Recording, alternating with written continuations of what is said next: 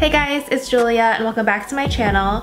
I just received my Yeezy Sesames that I purchased on Black Friday from YeezySupply.com in the mail. So in today's video, I'm going to be unboxing them and trying them on. It was actually really easy to get. I think they released at like 7 a.m. so I went on at like 7:15 a.m. and I was able to check out pretty fine.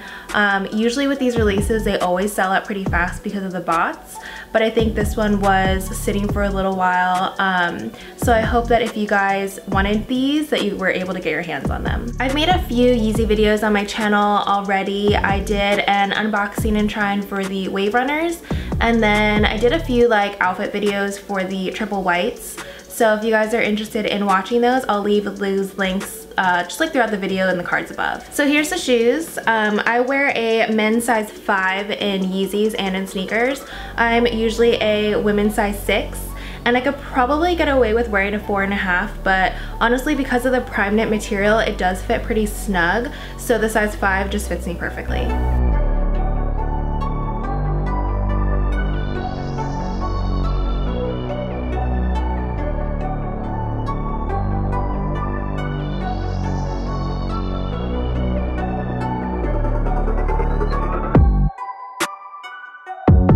I really like the color of these shoes. It's in this like light gray, light khaki color, and then it has the semi-translucent midsole and then the gum rubber outsole.